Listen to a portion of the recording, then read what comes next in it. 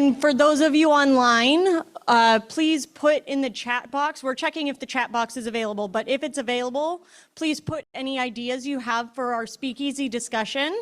We've got a few written here up on the board: acute kidney injury, staffing, prime drug, stuff like that. So just write down any ideas you have. It can be about anything, and then lift up that piece of paper and we'll pick it up and we'll write it on the board. Also, throughout the session, if you come up with any ideas off the top of your head, feel free to write it down and we'll grab it and we'll add it on throughout the session.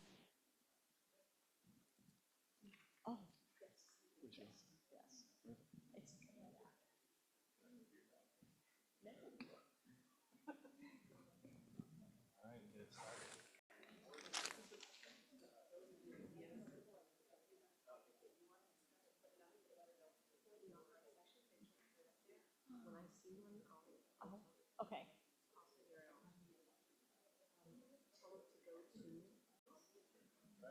Here, do you want to do it? For those of you online who are participating with us, please go to the agenda portion on the app, and you can click in session 1 or session 2, the perfusion speakeasy, and put all your questions in there, and we will announce them here. Does anyone have any ideas?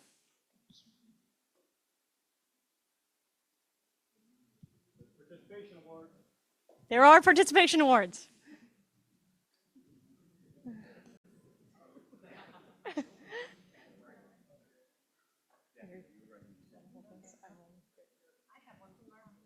You have to write it up there.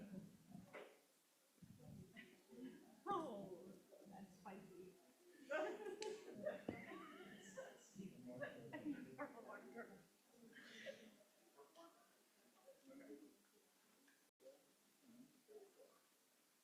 All right, can we get it started? We have one from our audience. Okay, we'll start with one from the audience. So our online audience has asked, how many perfusionists are retiring yearly?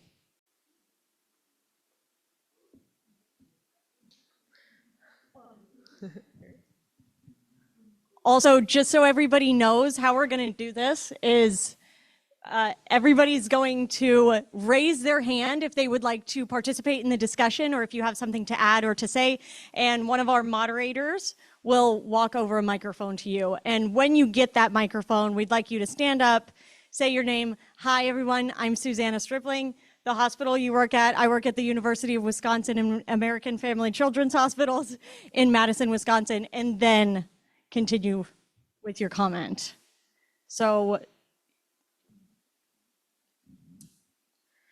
the first question, again, there is no video for this session. It is an open forum, so you'll just hear our voices. But for those online, we have been asked, how many perfusionists are retiring yearly?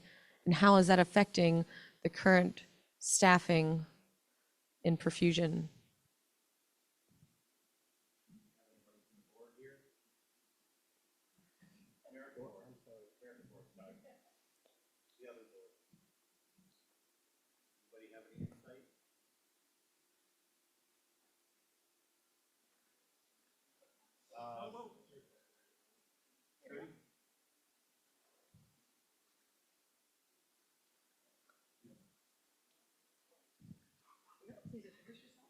Kurti Patel, Houston, Texas. I think the latest data that we looked up, I think there's a gap of about 145.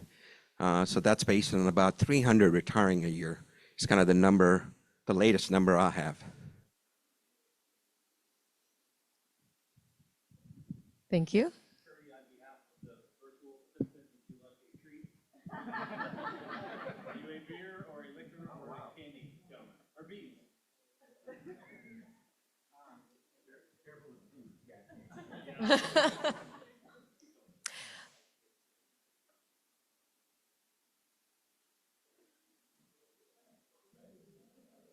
Unfortunately, online participants, there are prizes, including beads and alcohol, and did I see a miniature alligator? So for those online, I'm so sorry. We're sending you virtual shots at our speakeasy.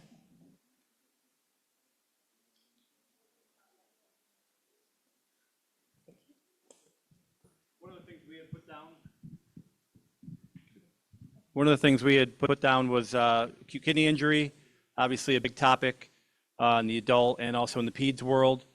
Anybody want to initiate a discussion on that? Current practices that you're doing to try to mitigate that, your feelings on the severity of it, the literature, any thoughts? Somebody be brave. No? I'm calling you out? Okay.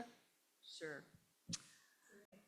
Tammy Atwood, Henry Ford, Jackson, Michigan. As part of the Perform participant, as we were talking about earlier, we're looking at AKI. And as an institution who thought we were doing great, turns out the data showed the opposite. So we looked at different means within the literature to see what we could improve, what were we doing different. Reached out to those at different sites within the collaborative that were doing well to see what was different. And now we currently, based on different things post-operatively, we do a little different as far as diuretics. We also measure DO2 continuously. And so far we've dropped our, our AKA rate from in the upper 40s to 18%. So.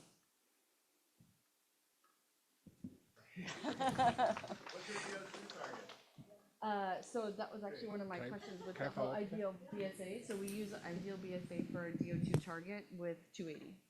And if you don't mind, so after, and I can validate Tammy's data is true. They went from the right side of the graph to the left side of the graph.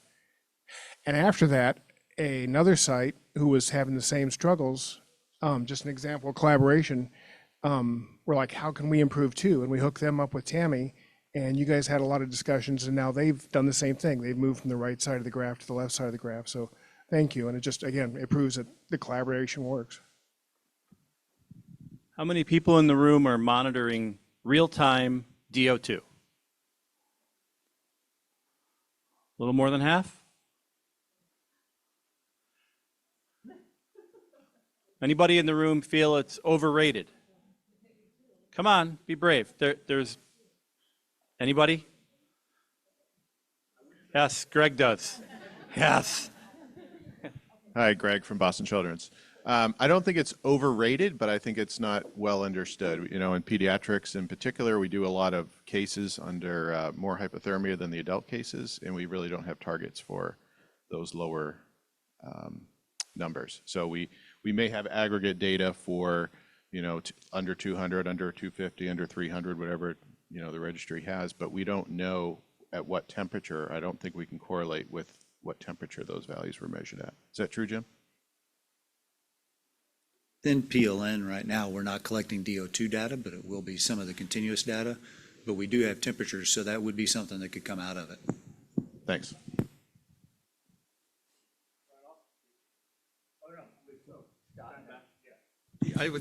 Was just going to say, it's like, I don't feel like there's as many places using ideal body weight.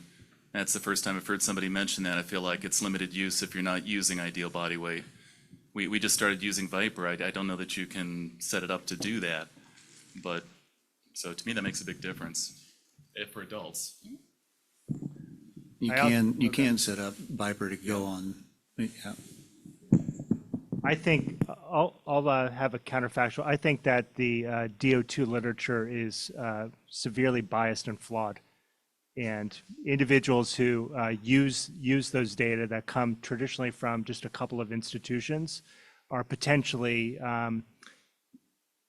using those data to transfuse blood, whereas you may not actually need to, because the threshold for DO2 that people are using, I think, is actually biased. Can I have alcohol? Johnny, go for it. I still believe it, my statement. Or some candy instead. He said he didn't want alcohol.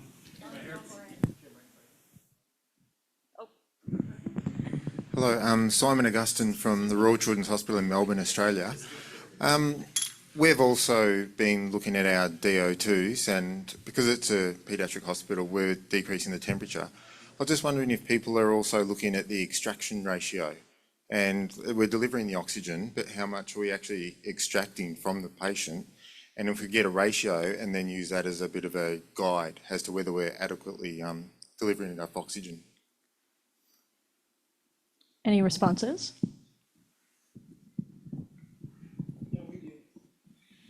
He said yes. So I'll make a quick comment on that. I'm going to make a comment around, and I'm just going to use the word everything. So I think DO2 is one point of data, just like hematocrit, just like flow, just like lactate, just like SVO2 that I know a lot of folks in this room, that was the only thing we had for a long time. And if our SVO2 was 75, we did a good job. But I think we all know that is not necessarily the case anymore because of all these other things that we can look at now. So I think the importance around any of these things that we talk about specifically is that it's not just one piece of data, but it helps make up the entire picture and inform us on really how well we're doing as a whole.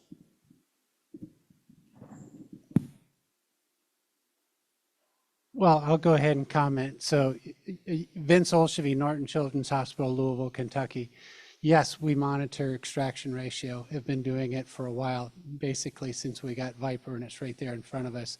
And we do use that as a tool. And going with what Jim said, I think it's another one of those parameters that we now have in front of us continuously as we try to understand. And I think going to Greg's comment, DO2 is just opening the floodgates a little bit. We don't know what we don't know yet, I think is part of the problem. And we're trying to understand this. I have a hard time accepting that I need to keep changing my perfusion practice potentially in the OR because the ICU is drowning my patients post-operatively, and yet the problem is us in the OR. So you get into these vicious cycles, and really it's more of a team approach to the whole concept. It can't be one particular area. Same thing with blood management. It has to be a team approach. You can start in one area and expand out from there, but you have to look at all the parameters that are there for you. And I think we're just really starting to touch the edge of what's capable. My name is Matt Hippis from Children's Wisconsin, but I kind of want to answer from my adult practice, which was very recent and long. I think DO2 is, of course, important, but I think it's something that we need to be really, really careful of. Because on pump, it's pretty easy to get your DO2 good. I can have a hemoglobin of 7 and have excellent DO2s. But when you start looking at the patient as a whole, from when they get there, before they come to you, to while they're in the ICU, then you realize you're only one little piece of it. So what we did in our former practice, which we worked really hard on, was how can we keep that hemoglobin high without transfusing and thus get really good DO2s. So we developed a pre-op anemia clinic, brought people in at higher hemoglobins, were very protective on pump of that hemoglobin, which was natural. And that's where we got all the bang for our buck, is looking at that patient as a whole. If you look just on pump at DO2, I think you really are in danger of missing the big picture. Thank you. And I think well, that was a perfect lead-in for a question from our online audience. The question was, how do you improve DO2 without giving blood when you're maxing out flows and every other parameters you can? So you listed a couple of really great ones. Anyone else want to answer that or comment on that? How do you improve your DO2s?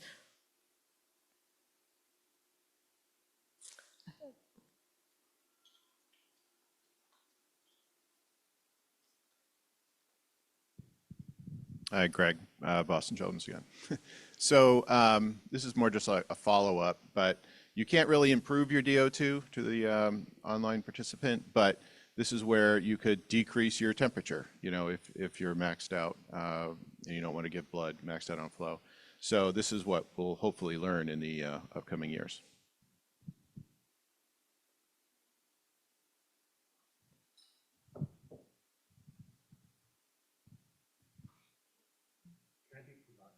Yeah. So the question was, how can you maximize your DO2? I would challenge, I don't know if you actually need to, because the threshold that people are computing assumes that there's actually adverse outcomes associated with that nadir DO2. And I think we're under this assumption that it's actually, the DO2 is too low. And I would just challenge that premise. I don't know if actually what people are using as a guide to say it's too low is actually accurate.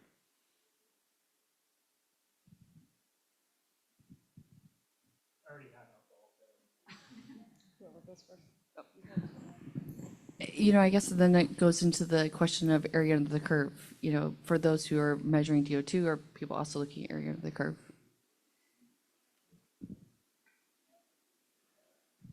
And I would just ask what maxed out is. And this just goes back many years ago when I was in practice in Toledo. A colleague of mine and I, we were lucky, we worked at a hospital. This is before the concept of perform or anything, but Robert Labib, who now works for STS, collected data just for our open heart team. And a colleague of mine kept gradually increasing our flows until we shot for a target 3.0 cardiac index, which I know makes a lot of people just, oh my God, you're going to blow the patient apart. What we discovered was, I still remember Robert saying, we've looked at the data for the past 2 years and controlling for surgeon and acuity and hospital we're working at. The only thing that makes a difference in survivability, decreasing M&M, is whether they have you or Russ as the perfusionist. And what we found was, by shooting for a 3.0 index, it bought you time if you had to go down on flow, for lack of a better word, because that's going to happen, right? And the people that were shooting for a 2.0 index, when you had to go down on flow, it's like they didn't have that stored up goodness. The trouble was, for a lot of political reasons, the hospital kind of, every surgeon quit, it fell apart. But that data was there, and I just wanted to share that because sometimes I'll talk to people, you know, we've maxed out, we're already at a, you know, a 1.8 index, and I'm like, no, and that's, but I mean, we shot for, I mean, you know, and yeah, there were sparks coming off the old pump, but at a 3.0 index, better things happened, and that's the best I can explain. Anybody in the back? Comment? I'll chime in on that real quick. Jim Rager, Cincinnati. So I think there's some pediatric data that shows a 3.0 index is really good. We flow a 3.0 index on all of our patients. We just recently reduced our quote-unquote adult target to a 2.6 as a minimum, but we still target the 3.0 and try to get there. So, you know, and in pediatrics, I think the argument is, well, I'm going to have to put bigger cannulas in, but that's just not always necessarily the case. There's about a 15% overlap where you might have to put the next one up in for a particular kid that is just right on the edge of the smaller cannula. But again, it goes back to the team approach. If the surgeons are on board with it, if you can show them the data, they'll tend to perform a little better and help you out with it. At least that's been our experience. Again, this is an opportunity for all of us to work together. You know, the comment was made that it's got to be a team effort. And that's one of the opportunities that you get within some of these registry collaboratives.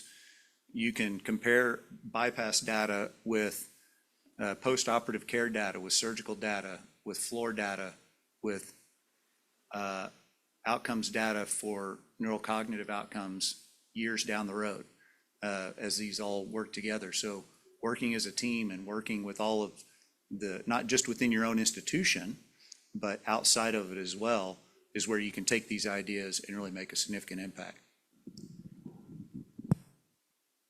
Thank you. Are there any comments from the back further about AKI, DO2?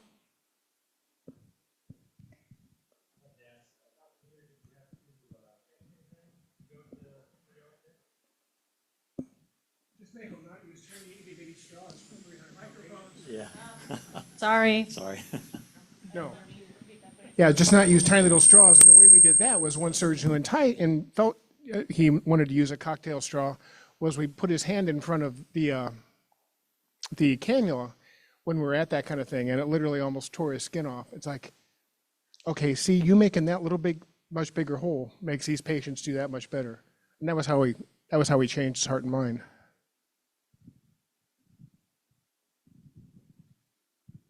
All right. You want to switch up, pick a different topic? Anybody? Choose something from the list. We've got ideas from the virtual audience. Anybody? No. Anybody?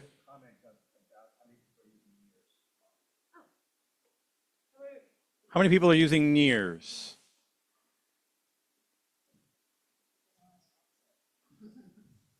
How many people are not using NIRS?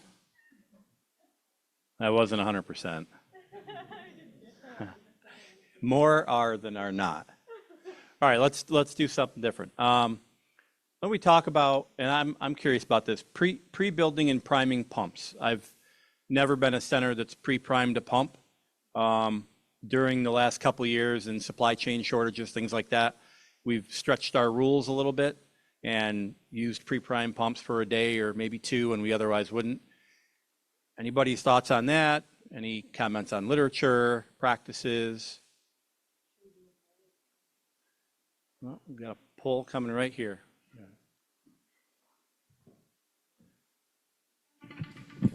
We leave our pumps primed for 30 days, and our infectious disease has come. They've sampled them. That's our limit, or 28 days, actually. Wow. It's 60 days dry, 28 days primed. Bypass? Yep. What? That's for bypass? Yep. Nice. Oh, same for ECMO, too. Yeah. Correct. What's that? Can you say where you're from? Oh, Mayo. Mayo. So I'll make a quick comment on that. So we did a lot of literature research to come up with our numbers. And we split ours up, Jim Rager at Cincinnati Children's, we split ours up between primed and unprimed, closed and open. So if it's a primed open circuit, so a bypass circuit or even a cell saver setup, and it's primed, it's 3 days. If it's an open circuit and it's dry, it's 7. If it's a closed circuit like an ECMO circuit or a centrifugal VAD, and it's primed, we go 30 days. If it's a closed circuit and it's unprimed, we go 6 months. Now, to your point, it doesn't really matter what she does or what I do at my institution because everybody's environment is different. And so the traffic through the room in which those pumps are stored is different at every institution. The people that put them together and how sterilely they put them together is different. The way they're primed is different. And so I don't feel like, even though that's how I did it, that I can base my numbers on somebody else's.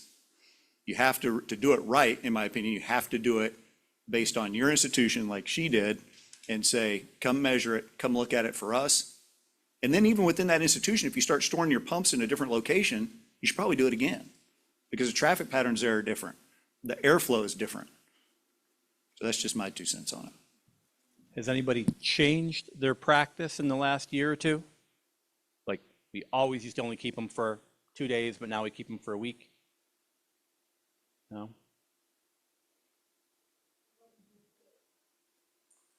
What's a poll? What kind of poll? Okay. Kick it off. My hands are full. Okay, so let's do a quick anonymous poll. If your center pre-builds pumps and primes them before a case, like say the night before or something, or just in general, okay, a couple of people, oh, a couple more people. Okay, now raise your hand if you pre-build but you don't prime until the case is starting. Okay, and now raise your hand if you build and prime right when the case is starting. Okay, so it looks like the majority pre-build but don't pre-prime. This is Jim Rager at Cincinnati Children's again. I'm going to add a caveat to ours. I kind of raised my hand halfway. So we pre-build what we call the left side. So for pediatrics, you could change what's coming up the next day. So our base pack is the same for all of our AV loops. So we'll hang the suckers and the vents and the cardioplegia and the manifold and the oxygen line and the pressure transducers, and we'll leave those sit. And we'll have that set up in the room. And then when we come in the next day, we'll hang the AV loop and prime it.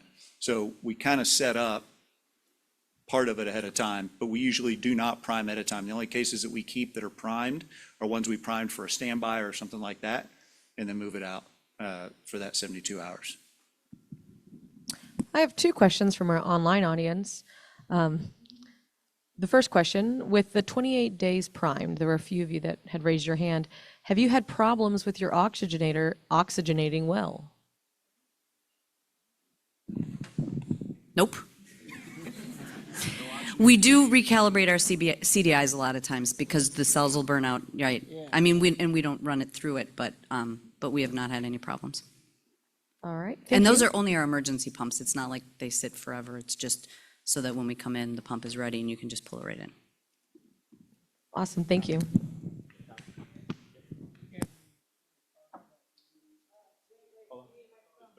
Thanks, Jim. Just so the people online can hear. Thank you. Do you keep that primed pump hook up to any type of gas or anything for pressure? No? Okay. The answer to that question was no for everybody online. So the last question we had about, from our online audience about priming.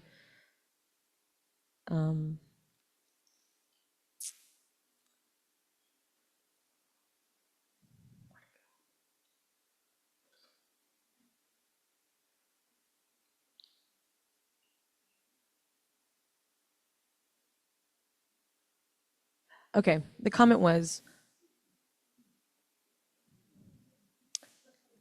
I don't agree with a prime circuit before the patient rolls in the room. A perfusionist should be able to prime an AV loop before the surgeon can cannulate in an emergency.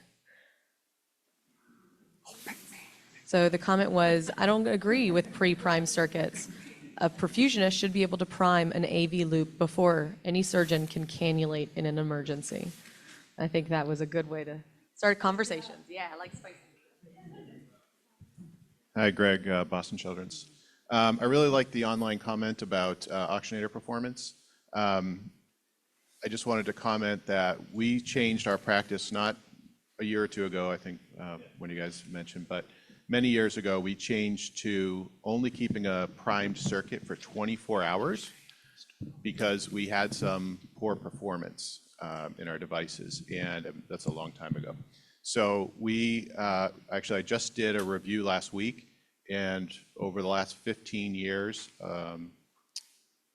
almost 14,000 cases, we've had no oxygenator failures with less than 6 hours on bypass. So I think that's, something that's very important. Hello, I'm from University of Maryland Medical Center. My name's Isabella Wazlowski. We pre-prime and build all of our pumps right after the case, and we use them all within 1 day or 2 days because it's a high volume center. And I agree with them being pre-primed and built because we have a lot of situations where the patients crash on bypass and we don't have time to do anything else. So we need to have it ready or else that patient is at risk. And then we won't have enough time to do the pre-bypass check and make sure that everything is prepared and ready for the patient. I feel like the priming would take up too much time.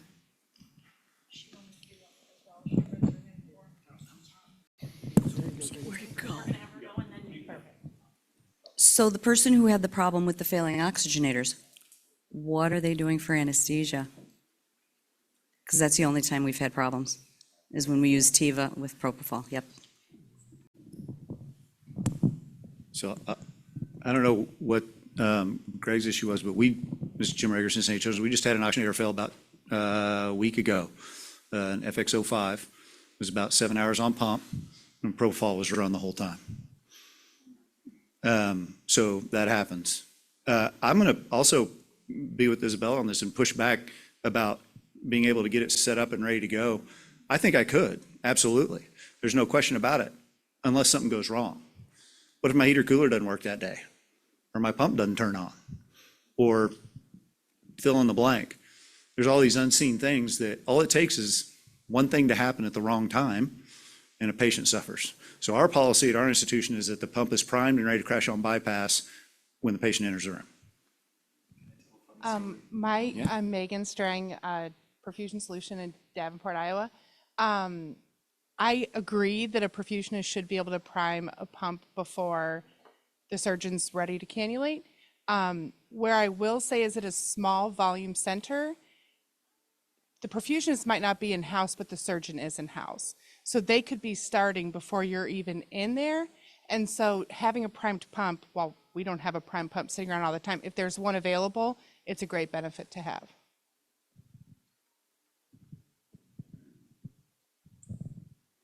I just had a question. This is Ashley. I work in San Francisco. I'm just curious, could you guys just clarify the mechanism for the propofol oxygenator failure issues that you've seen?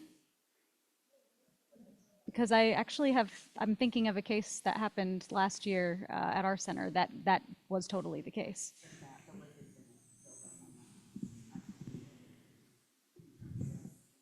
Interesting. Does anybody else need to hear that or want to hear that? The lipids from the propofol build up and coat your oxygenator and. Yeah, I've seen it twice in my career. One was just a couple weeks ago, and the other one was on a mission trip where we didn't have anything else to run. And in that case, they actually ran it into the reservoir, which I didn't like, but we didn't have another choice. And that oxygenator failed as well. So it's a known thing. It's out there. Comment over here from Scott. Am I supposed to talk? All right. The FX25, used it for years, never seen it happen. But what, 6 hour pump run, something crazy like that? Okay, there you go. That's part of it, yeah.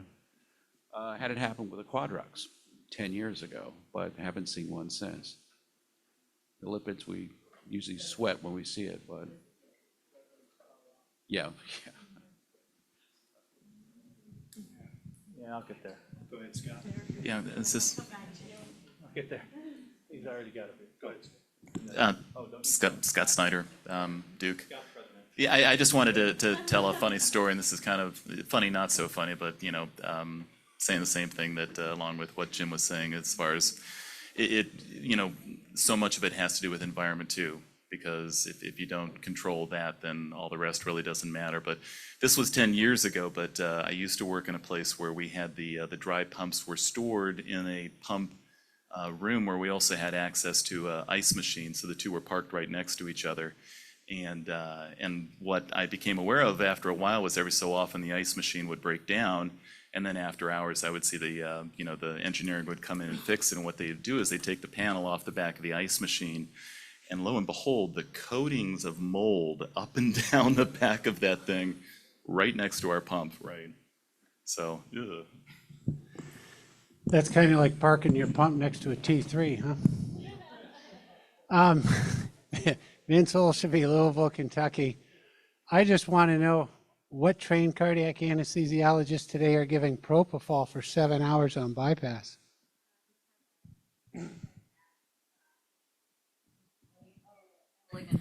Yeah, I guess malignant hypothermia would be one, and then also if you have an issue delivering anesthetic gas for whatever reason, maybe the patient has muscular dystrophy, something to that effect.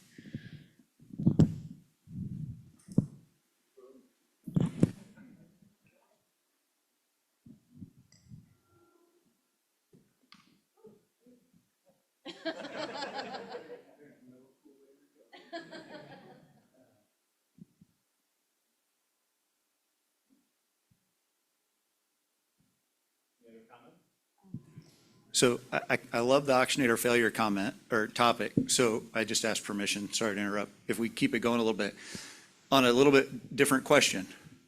Who practices oxygenator exchanges? So in a room, great, thank you. The question was asked, what's the definition of practice? So my definition of practice is physically practicing with your team or individually, being on bypass, something catastrophic happens, you have to come off bypass, fetch another oxygenator, put it in line, and get back on bypass with the de-aired circuit. Who practices that? And who practices it on a routine basis? Let's say once annually. I think that's phenomenal. I would like to see more hands, but I think I didn't expect that many. Who thinks it's a good idea to do it? Who has control over that at your institution is going to go back on Monday and say, we need to start doing this. So there was a paper put out a number of years ago by Bruce Searles, and he took his students and he ran them through a series. And the three different options were, there was no protocol for changing out oxygenators. There was a protocol that people read, but they didn't practice it. And then there was a protocol that they practiced. And guess who did it the quickest? And guess who the only ones were that did it in under 4 minutes? Yeah, everybody else died. So is it part of our standards and guidelines to practice oxygenator changeouts or practice emergency situations?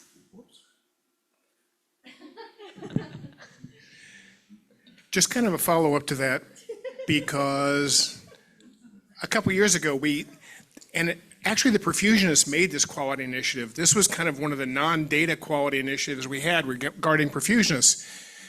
So we're on a meeting and this exact topic came up. And the surgeons, the quality committee, surgeons representative from every hospital said, well, you guys practice this all the time, don't you? And the perfusionist there said, no, we never practice this. And I knew at that moment, you've just created yourself a quality initiative. Because the surgeons were like, we assume that you do this all the time. So Tammy, who's president of Michigan Perfusion Society, we set up a thing where perfusionists had to, in the state of Michigan, every perfusionist had to demonstrate they could change out an oxygenator within 4 minutes. And we were really hated for it because a lot of the old guys were like, this is stupid, I've never had to do that, blah, blah, blah, blah, blah. This is the most ridiculous thing ever. And I can tell you with complete utter honesty, I got 4 messages from older perfusionists were like, Don, when this started, I thought this was, I hated you, blah, blah, blah, which is fine. But I had to change out our oxygenator last week. And I am so glad I did, because we wouldn't have been able to without that.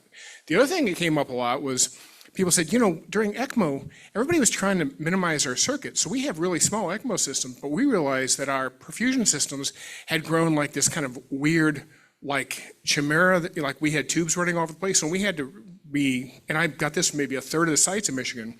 When we did this, we realized that our structure was really bad. So it forced about a third of the sites in Michigan. They said, we restructured our pumps to make them easier to change, because we realized in order to do this, we were going to have to reach over the pump and stand upside down. And I'm 60 years old and I'm not good at that anymore. So I think this was one of the most valuable things we did. And overwhelming, first it was hated, and afterwards, like universally, it was like, I'm really glad we did this, because we recreated our pumps. And when you needed to do it, it's like Sully. You don't have to know how often to land on water, but when you do, it's kind of nice to know how. So to continue on with this discussion, for the people who pre-prime their pumps, do you guys pressure test before you prime? Or do you do a water leak test? Or do you just skip it entirely, prime and hope that the reservoir level doesn't change?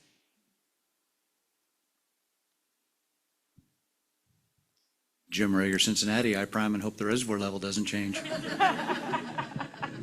An area of improvement in my practice. Any other comments on this topic? Okay, is anyone bold enough from the audience to choose another topic that they see and they really want to discuss?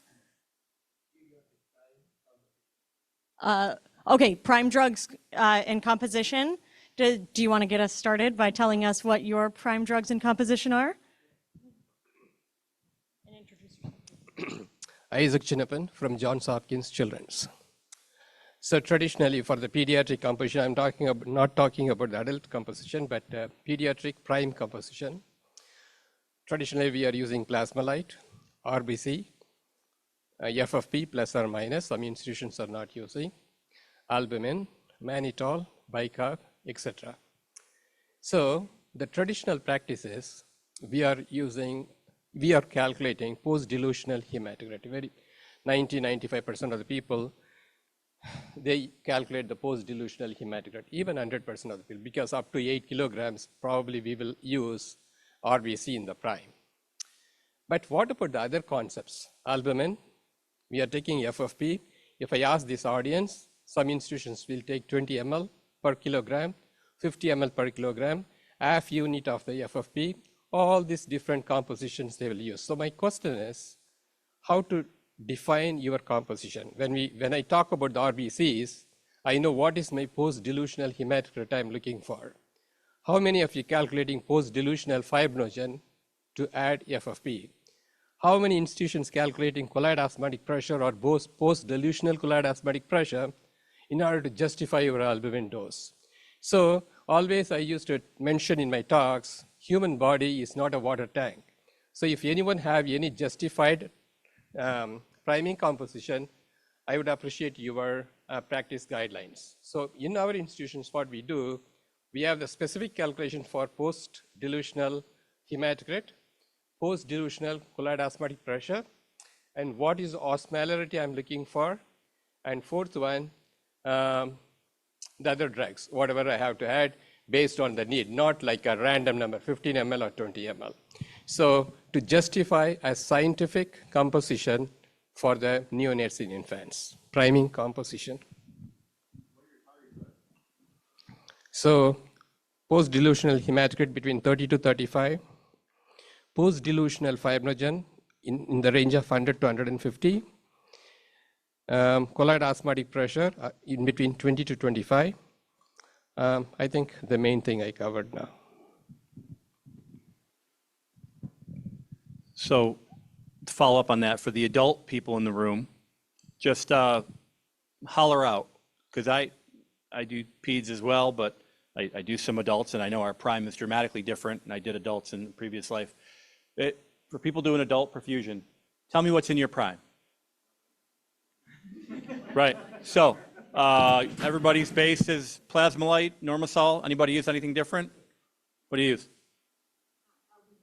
No, just from your clear solution. Anybody use saline, ringers, anything like that? Ringers, one ringers? Ringers? Kidney injury. Saline or with chronic kidney injury? disease. Okay, Sorry. great, Yeah. good call. Okay, other drugs. Just holler something out. Bicarb, albumin, mannitol, heparin. Okay, anything else? Any other nuggets? Amicar, TXA. Anybody TXA? So who's up high? Who's TXA in adults? And who's Amicar? Split? 50-50? Okay, sounds good. Steroids in adult prime, anybody? For all? You do ANSEF? ANSEF, okay, who does antibiotics in an adult prime? 1, 2, 3, 4, we don't. So for small amount. Okay, anything else we didn't mention? Exact bicarb doses. How much? How much? 50, 1 amp, right? Anybody more than 50? 50 and how much prime? Okay, well, 2 liters or a liter? right. Anybody do more than 50? Depends on pre-pump base excess, okay? Anybody do less than 50? Yeah? 10, 12 people? Sure. We do. We actually start, regardless of the patient size, whether it's 2 kilos or 200, our priming solution's a base of PLA that has 20 milliequivalents of bicarb in each liter and 200 milligrams of calcium. Okay. So everybody gets that, whether they're big and tall, short, or small. Okay, who had albumin? Who were the albumin people? A lot, adult, well, adult for now. Because I assume everybody in peds albumin, right? Anybody in peds not do albumin? FFP, okay, great. But, okay, in adults, you're giving albumin, people that do, how much albumin do you give? 25%, 50 mLs, 100 mLs, something like that, okay? So we did a calculation early on that looked at all of our different sizes of circuits, and we put albumin in all of our circuits, again, 2 kilo to 200 kilo, and determined what the correct amount was to get us into the normal 3 to 5 range based on the circuit size.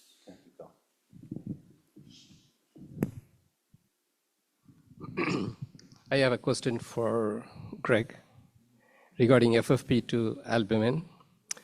So if you take FFP,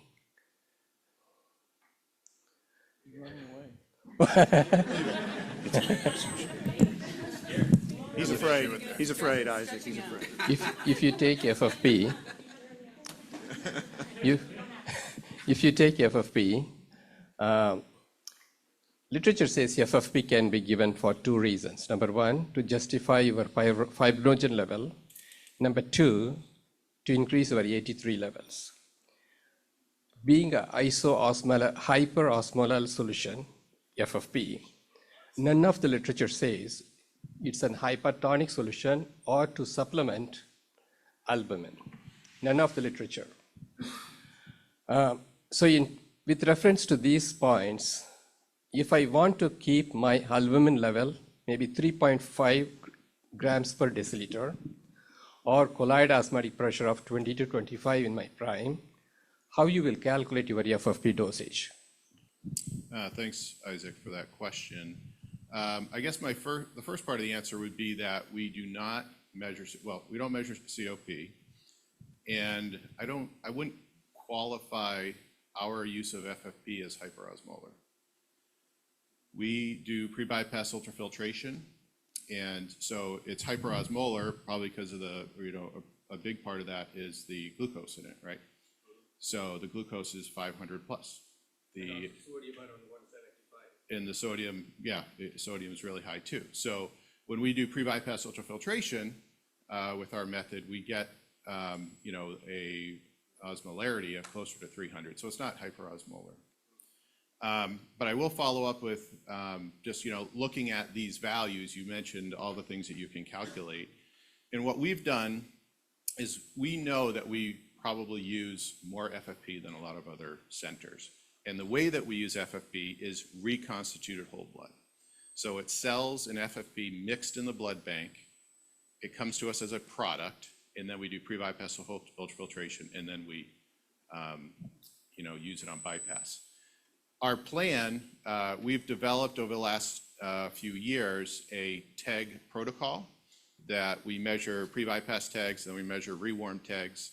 And our plan is to create this database and then look at the TEG values in our patients and see what the change is going to be once we start decreasing our use of FFP. So we have a plan in place, but we're just waiting to build that database until we start making a change. I think I missed that point. So when you look for the database, what you're looking for, you're looking for the fibrinogen level or something like that? Everything. Because the reconstituted means 250 plus 250. That is the traditional composition, correct? Not exactly. Not exactly? Yeah, I mean, a standard unit of cells is about 300 at our center. Most of the time it's close to 300. And then the FFP is 150 to 200. Okay. So from number wise, when I'm calculating the post-dilutional hematocrit, when I'm getting the RBC from the blood bank, the range is 60 to 65% of hematocrit in the RBC. In the RBC, yeah. If I get a unit of FFP from the blood bank, 175 to 200 milligrams per deciliter of fibrinogen, that's what it has, the FFP. If I want to define 83, each ml has 1 unit of 83 to supplement. For example, if I'm calculating the formula to supplement 83 for a 83 deficient patient, if I use the formula and the final number comes like around 183 if I want, if I give 100 mLs, what the literature recommends, each ml of FFP gives 1 unit of 83.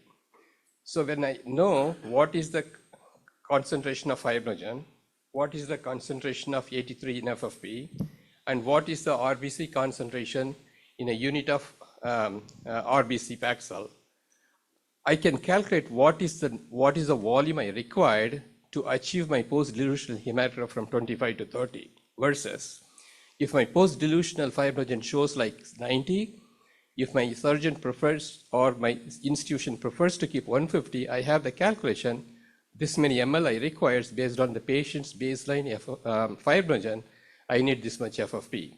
Similarly, the same solution or FFP I can use by knowing the 83 requirement of the patient.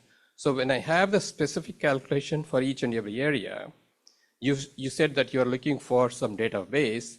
So when we get the reconstituted blood products from the blood bank, of course it varies, but what I read from the literature, most of the blood bank made that the reconstituted blood products by means of 50-50. That means 250 ml of RBC and 250 ml of FFP. That comes in the RBC concentration or hematocrit concentration of 30%. Probably the remaining could be FFP. But again, if you mix that one, for a specific calculation, it's very difficult to justify your dosage. So just I want to know the numbers when we are using the reconstituted, what is the number you are looking for? Because after pre-buff, what is the number we are looking in a traditional practices? I know if the post-dilutional hematocrit from 25 came to 30, I am happy. But the non-hemic dilutional by adding the reconstituted blood products, how I am justifying the impact on the non-hemic concentration like 83, colloid osmotic pressure and fibrinogen, I don't have any literatures to suggest that practice. That might be the longest question I've ever gotten, Isaac. I know you're a numbers guy. I know you're a numbers guy, and I love that about you. What I would say is all those calculations, in my experience, probably don't matter. We know, it matters what those levels are, but you don't know where you're going to be until the end of the case. You don't know how much blood's going to go to the cell saver and wash off all those calculations that you just did, right, for those values. You don't know what's going to happen, right? How much is going to bleed out in the chest or go to the wall sucker? You don't know that. So I think looking at the... I know, but I think the prime, it doesn't really matter exactly what it is because so much is going to change to the end. So I think it's more important to look at the rewarm TEG, and that's a better state to assess the patient before you come off, because that's the most important thing, is to what the anesthesia team has to do when you come off bypass.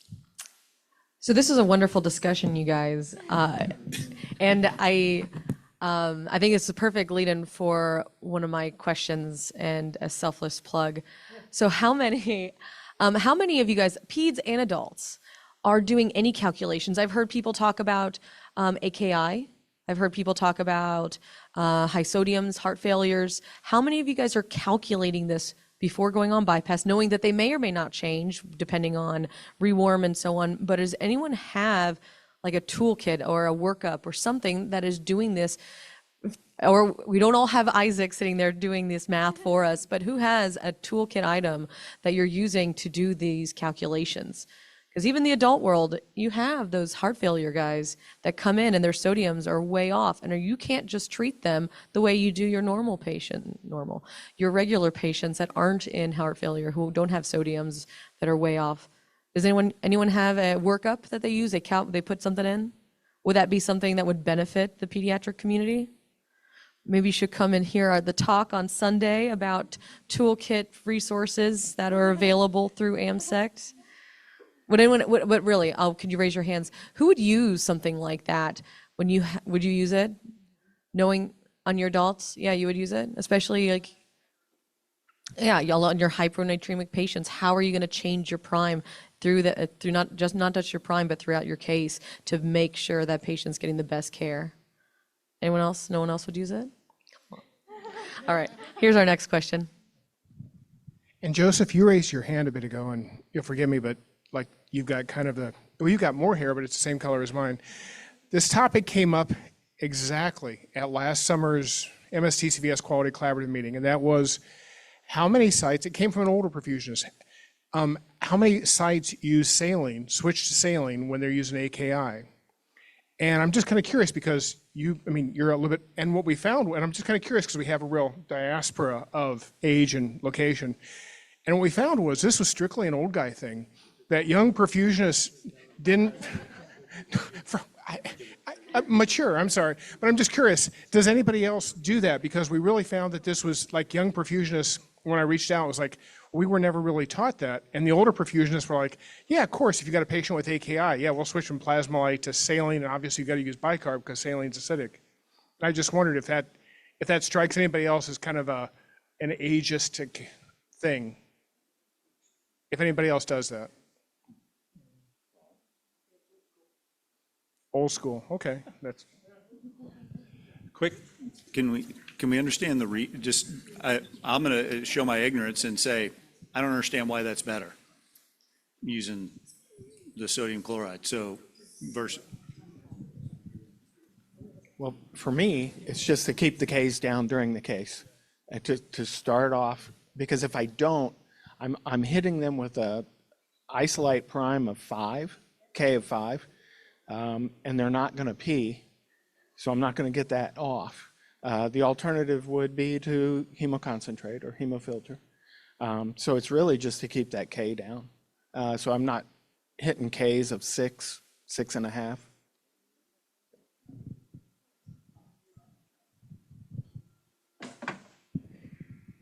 Yeah, but when you're doing that, aren't you worried about a chloride load? Then you get a hyperchloremic acidosis. Would it make more sense, like what we'll do when we P-buff on some of our smaller kids is in fact, when we're doing dilutional ultrafiltration throughout the case, we'll do a mix of half a liter of plasmolite or Normasol and half a liter of 0.45% saline as an alternative. But my concern would be that you'd end up with a hyperchloremic acidosis. So, okay. So I'm going to ask a question. You said nothing in your prime, right? Was it you? Like had back there? Like literally just plasmolite? Yeah, it's plasmolite. Plasmolite, yeah. Okay. How many in the room wrap? Majority, right? Keep your hands up. Keep your hands up. Nice and high. Okay. 75%. Those of you who wrap, drugs in before you wrap or after you wrap?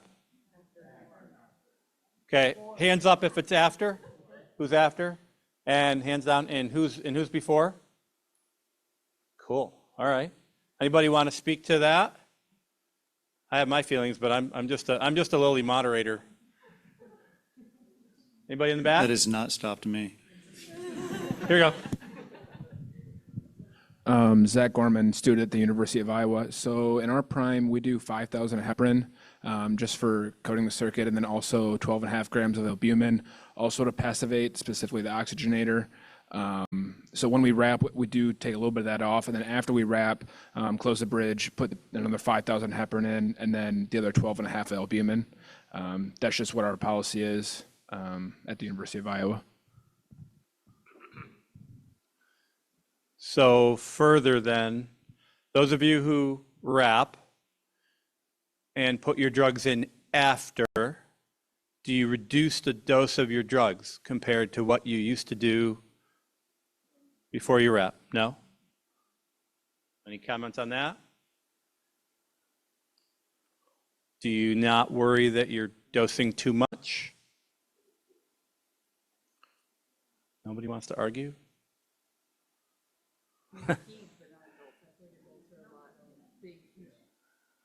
Okay. All right. You have to take into account how much volume anesthesia gives the patient when they're inducing them. Take into account how much volume anesthesia gives to the patient when they're being induced. With crystalloid and trying to maintain the blood pressure, and then they're also going to squeeze them at the same time. So when you wrap, you're trying to wrap off some of that volume. So you don't change your overall volume that much because they, okay. Well, you Fair also enough. have to worry about how patient the surgeon is while you wrap. Does anybody reduce their drug dose compared to if you've been around for a little while? No? Okay. I guess a preliminary question to that though is, what is your dose? Is it a systemic dose? Is it a dose just large enough to cover your pump prime? Because that would factor into that, I think. Okay. With reference to RAP in pediatrics, what are the inclusion criteria to consider a patient for RAP? Whether it is a formula base or do you have any physiological limits? or it's a personal preference? If anyone in the pediatric world, if you're using RAP, what is your patient population? And what is your inclusion criteria to justify this patient is ideal for wrapping? Vince Olshevy, Louisville, Kentucky. Any patient that you're trying to go on with the clear prime. I mean, that's the simple answer to it. Outside of that, a TET that's possibly going to spell on you, I would not wrap. But pretty much anybody else where I'm not concerned about that. If I think I can go on with the clear prime and manage, that would be a patient that's eligible for wrap. So in the kids, we talk about critical TETs. In the adults, patients who don't wrap. Anybody?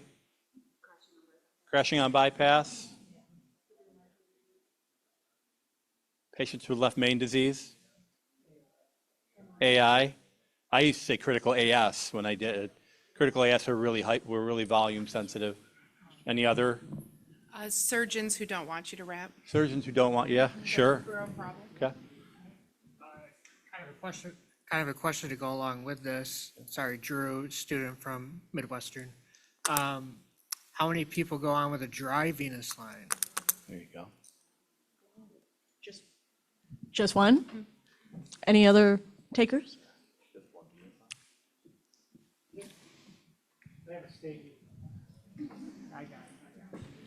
We empty our venous line when the surgeon makes his cut at the field, but then once they've hooked up the venous line, we put a little vacuum on, we refill the line, so we go on with a pre-filled venous line. We don't go on with full vacuum on. So it's refilled, but we do take that back.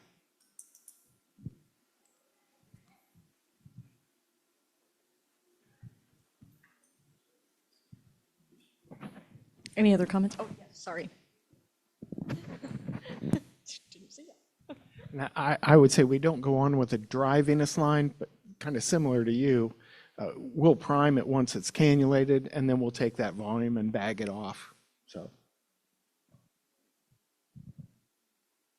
All right, we're at the top of the hour. Let's change it up a little bit. Topic that's probably applicable to everybody, adults and peds. Difficulties or experiences in procuring equipment, quality equipment. Issues with heaters or issues with capital, supply chain, anything like that.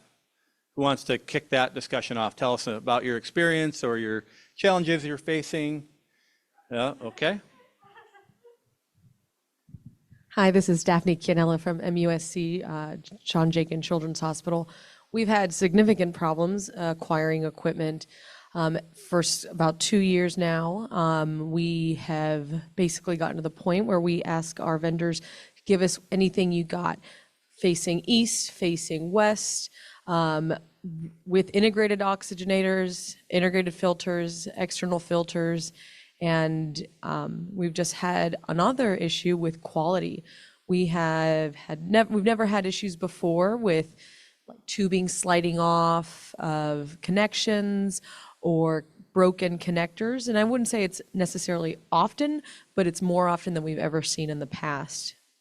And we keep addressing this with our reps and our manufacturers, and we still can't get enough.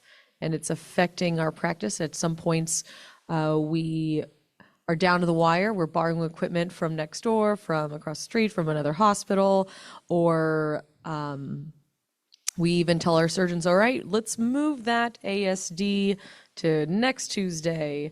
So it has been a significant problem for our practice. And part of this is we were told that manufacturing is trying to prevent a stockpiling.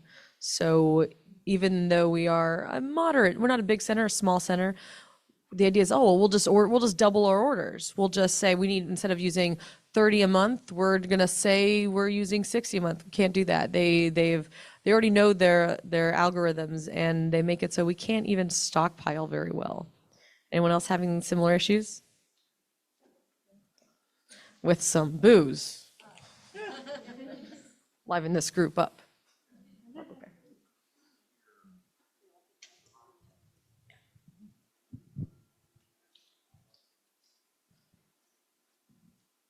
We can't hear you.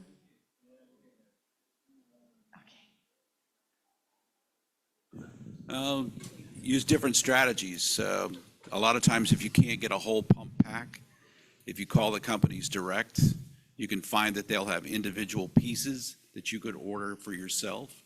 And in that case, you'd have to build it. But it's better than not having a thing. Or you get some supplies from one group and the other supplies from another group. We've done that and stockpiled them. I hate to say that, but it works. Kept us in business for 2 years.